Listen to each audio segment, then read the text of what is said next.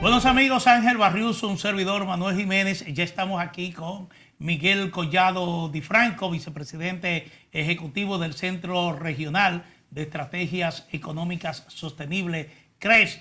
Vamos a conversar con Miguel sobre muchos temas que están en boga en la actualidad. Buenas noches, Miguel. Un placer tenerte aquí en Propuesta de la Noche. Buenas noches, Manuel. Buenas noches, Ángel. Un placer estar de nuevo aquí con ustedes. Sí, así es.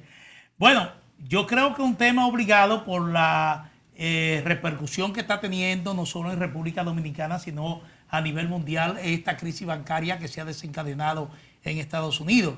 Hoy, por ejemplo, se reportaba de que a pesar de que las autoridades de los Estados Unidos, encabezadas por el propio presidente Biden, ha tratado de calmar al mercado, de calmar a la población de los Estados Unidos, diciendo que el sistema es fuerte, que es seguro. Lo cierto es que hoy en la mañana temprano, se estaba, por ejemplo, reportando la situación del Banco First Republic Bank, que había perdido 30% el valor de sus acciones en Wall Street. Y ya esto, por el efecto contagio, se está sintiendo también en Europa y parte de Asia.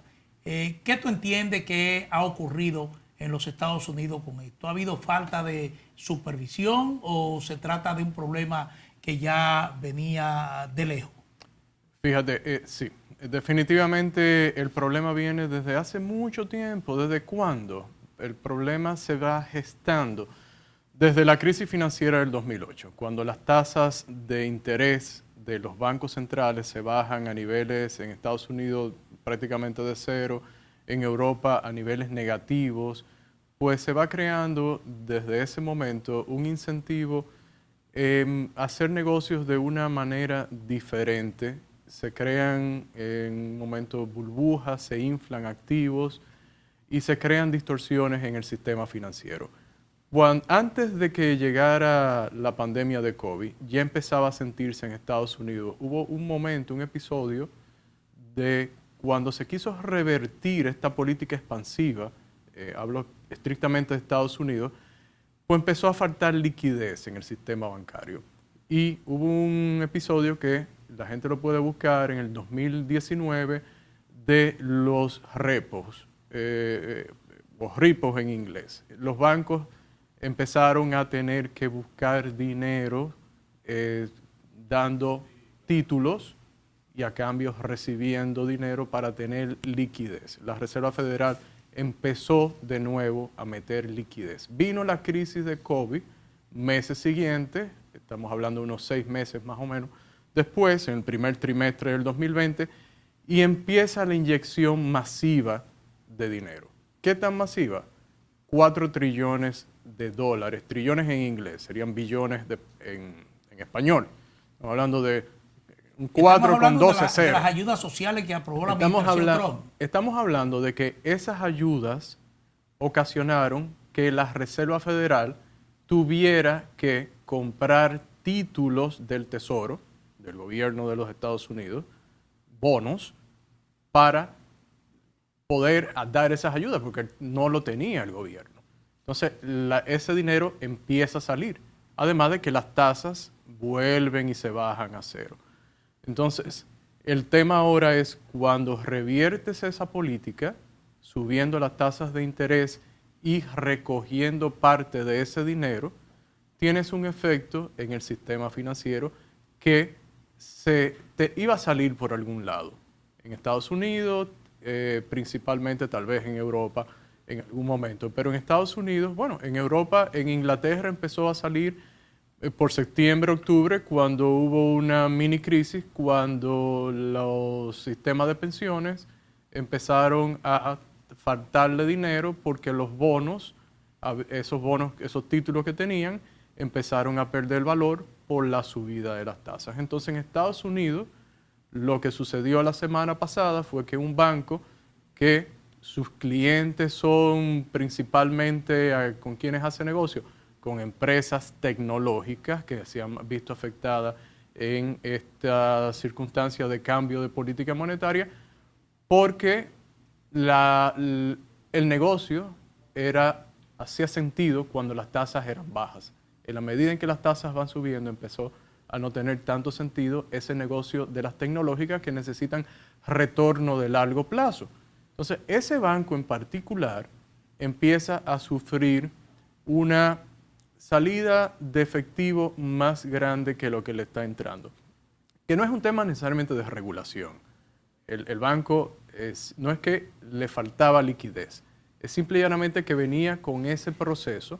Llegado un momento, la semana pasada, tiene que vender de esos títulos que mencionabas, los mismos títulos que estuvo comprando la Reserva Federal, que también lo han estado teniendo que comprar los bancos para tener mayores rendimientos, pues vende esos títulos que ya valen menos, por lo que decía de que las tasas han aumentado. Porque compraron a un precio, ahora tienen que vender más barato. A más barato. Y perdió en un día más de $1.000 millones y necesitaba liquidez. No encontró quien lo ayudara. El viernes, eso ya uno lo veía. Sí, porque al principio la administración Biden dijo que no iba a ir en auxilio de ese banco. Bueno, al principio cuando esto se sabe el jueves. El viernes ya, esto lo sabe uno que está siguiendo las noticias. El jueves ya prácticamente se entera todo el mundo, es un tema de fin de semana. Y el domingo a las 6 y tanto de la tarde sí ya deciden que van a rescatar. No quieren usar esa palabra, rescatar a los ahorrantes, pero sí lo hicieron. Lo que dijeron es, los que tienen hasta el límite del seguro federal de 250,000, que sería lo que deberían haber rescatado, bueno, pues además de esos, fueron rescatados y se introdujo un instrumento nuevo, que esto es importante tenerlo en cuenta, ese mismo día, el domingo, reitero, que si un banco necesita liquidez, lo que tiene que hacer es dirigirse a la Reserva Federal, presentarle uno de estos títulos que aunque ya no valgan lo mismo, tengan el mismo valor que como lo compraron. Lo compraron cuando el valor par, se dice, era $1, ahora vale 80 centavos de $1, por decir algo. Lo presentan como quiera y lo que le van a dar es el dólar para que tenga liquidez. Desde que se implementó eso, más lo que ya sucedió la semana pasada, como la Fed fue metiendo dinero, ya al día de hoy van $300,000 millones que se han inyectado. La consecuencia de eso es que la política de ir apretando la cantidad de dinero que se generó, los $4 trillones que mencioné hace un momento, se está revirtiendo. Ya se habían reducido desde abril del año pasado unos $600,000 millones, ya en una semana se han metido 300,000, o sea que la mitad del esfuerzo se ha perdido. Ahora, sí, las autoridades están respondiendo. Hoy mencionabas otro banco, le inyectaron dinero a un banco más grande, porque los bancos grandes tienen más liquidez, obviamente, que estos bancos pequeños, que eso es algo que hay que mencionar, que es un banco pequeño en términos relativos con JP Morgan, con Goldman Sachs, etc. Entonces, ese es el tema ahora mismo. Bien. Yo no sé si me extendí demasiado en la explicación, pero pensaba que era necesario poner en contexto a la gente. Claro. Y en ese mismo sentido, esto podría repercutir en un sistema financiero en cualquier parte del mundo. Algo parecido podría ser el tema de la industria automotriz, que todos están interrelacionados. ¿No pasaría igual con el caso de los sistemas financieros? De los casos financieros de los bancos. Estos bancos en crisis, esa crisis se puede exportar. Ese fenómeno contagio podría extenderse más allá del territorio norteamericano. Claro, porque eso es lo que... Sí, exacto, porque la industria automotriz ya está tan intervinculada a nivel mundial que una que haga crisis por aquí... Te entiendo. Sí, claro, definitivamente puede tener efectos en sistemas financieros grandes que tienen mayor vinculación. El episodio, en ese sentido sería bueno mencionar que alguien que esté viendo no pudiera relacionarlo con el episodio que se vivió ayer de Credit Suisse, banco suizo, un banco importante a nivel mundial. Pues en realidad, obviamente, no es necesariamente que fue un contagio como tal porque este banco venía sufriendo, y es bueno aclararlo, ya problemas desde hace un tiempo, ya uno lo sabe por lo menos desde también septiembre, octubre del año pasado, y el episodio de ayer era que necesitaba o esperaban una inyección de capital de un banco determinado, un banco de Arabia Saudita, no lo obtuvo, los mercados están nerviosos, por lo mismo que dices, esa vinculación, son bancos que cotizan en bolsa. Mencionabas el banco norteamericano que esta mañana perdía valor, que ya mencionamos que se le inyectaron 30.000 millones hoy. Pues sí, obviamente esto es algo a tener en cuenta, a tener esa vinculación, y que son bancos, reitero, que cotizan en la bolsa, y los inversionistas se ponen nerviosos y pierden valor, Claro. precisamente porque el precio de las acciones disminuye. En el caso dominicano, la Junta Monetaria del Banco Central se reúne y dice que no hay nada que temer en la República Dominicana, que el nivel de interacción, por ejemplo, de bancos dominicanos con esos bancos en problemas en los Estados Unidos prácticamente no existe, y por eso no hay nada que preocupar en la República Dominicana. Aparte de que tenemos un intercambio comercial muy activo con los Estados Unidos. Sí, en ese sentido es sensato, razonable ese comunicado, ese comentario, a diferencia de lo que hablábamos ahorita de la vinculación de los grandes centros financieros, de la cotización en bolsa, de esos bancos, de que tienes un episodio en Estados Unidos y obviamente te va a afectar a bancos de ese país. No es lo mismo en República Dominicana, ni tampoco ha habido la contracción en República Dominicana en la liquidez que uno ha visto en Estados Unidos a raíz del cambio de política monetaria. En Estados Unidos la oferta monetaria se ha estado contrayendo. Cuando tú ves una contracción de la oferta monetaria, pues sabes que eso se va a traducir eventualmente en recesión, que va a poder tener un efecto negativo sobre el sistema financiero. No es lo mismo que está sucediendo aquí. En ese sentido, lo que hay que estar es atento, pero no es una cuestión de preocupación en cuanto a la palabra que hemos estado usando de contagio posible. Sí. Bueno, aquí en la República Dominicana, en el caso concreto de República Dominicana, se produjo un aumento salarial, un aumento del salario mínimo del Comité Nacional de Salario. Trabajadores, gobierno y empresarios estuvieron de acuerdo, un 19%. Dicen que este incremento salarial está por encima del nivel de inflación, porque precisamente para eso se dispuso. Pero hay una situación en el mercado, y es que los precios siguen aumentando. Sí, indudablemente los precios siguen incrementándose, y por eso es la política que ha implementado precisamente el Banco Central en República Dominicana para tratar de alguna forma contribuir a que se reduzca la inflación, que ha sido a nivel mundial esencialmente creada por el Banco de la Reserva Federal, que ya mencionaba, además también contribuyendo otros bancos centrales importantes, el Banco Central Europeo. ¿Qué te digo sobre eso? Los aumentos salariales, lamentablemente, si bien es una preocupación válida, es necesaria, todo el mundo necesita, quiere un salario mayor, y si estamos en un proceso inflacionario, bueno, pues uno pensaría que es lo más razonable, pero las políticas de salario fijados por ley, en realidad hay que ser muy cuidadoso. Sí, se aumentó el 15% primero, sería mayor que la inflación acumulada hasta el momento, que es de un 12%.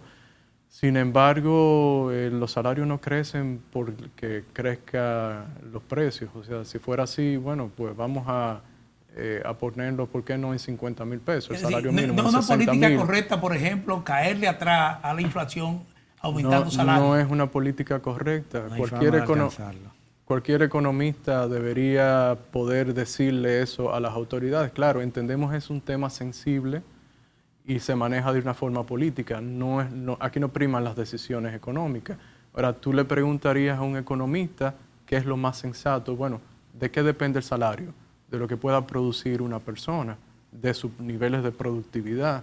Entonces, aquí lo que hace falta, y es lo que venimos abogando desde el CRES desde hace mucho tiempo, bueno, el CRES fue incorporado ya, fue en el 2011, desde entonces, es básicamente reformas estructurales que ayuden a facilitar a través del clima de negocio, a través de las mayores inversiones, mayores emprendimientos.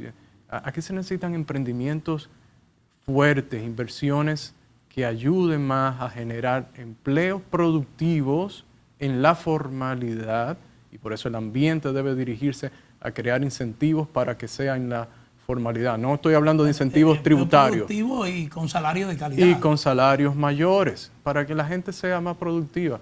Eso es lo ideal. En la coyuntura actual se entiende en términos políticos la decisión, y sí, si vamos a hablar de términos de la inflación, pues es mayor que la inflación reportada por las mismas autoridades. Bueno, y hablando un poco así, alborotando las avispas, esto del DRCATA que se presenta ahora a raíz del arroz, tiene una solución inmediata ante el reclamo para con Estados Unidos de una revisión a los fines de poder proteger al productor local. Mira, yo veo este debate y yo pienso si es que en República Dominicana nos hemos acostumbrado tanto a que las leyes, los acuerdos, los tratados, las normas son como sugerencia a lo interno. Nos hemos acostumbrado a que no necesariamente hay que cumplirlo, porque esto es algo que viene desde el 2004. Entonces ya cercano a su cumplimiento, en el caso particular que tratamos de ese bien, a 2 años es que viene la preocupación. Entonces, ¿qué vamos a hacer? Estados Unidos va a conceder algo, tendría que hacerlo, negociarlo con todos. No es un acuerdo bilateral, es un acuerdo en que intervienen varios países. Si hace una concesión, que no creo que la haga, tendría que hacerla a todos. Sería lo justo. Entonces, ¿vamos a entrar en una guerra comercial con Estados Unidos? ¿Le vamos a decir, no va a entrar arroz aquí y vamos a impedirlo cuando llegado el 25? Yo no creo que eso pase. Lo que podría suceder es que así como, bueno, es un sector poderoso, bien organizado, mucha influencia, que recibe, el año pasado las autoridades anunciaron 10.000 millones en pignoración del arroz a una tasa del 6%. Por ejemplo, recibe otro tipo de ayuda. Entonces, solución a corto plazo. Yo no creo que vaya a ser una salida, una negociación. Y si si existe, entonces tendría que hacer unas concesiones a los otros países, pero también creo que por derecho, entonces otros productores podrían apelar por lo mismo, o exigirle por lo menos al gobierno dominicano. Bueno, pero tú defendiste ese sector, pero no a mí. Entonces, ¿qué es lo que va a pasar en República Dominicana? Bueno, y con ese acuerdo. Se ha planteado que República Dominicana podría elevar una queja ante la OMC, la Organización Mundial de Comercio, porque Estados Unidos subsidia su producción arrocera. Ese podría ser un alegato. De eso no es en nuevo. Última instancia. Eso no es nuevo y no creo que la OMC tenga la fortaleza como para actuar y hacer algo en ese sentido.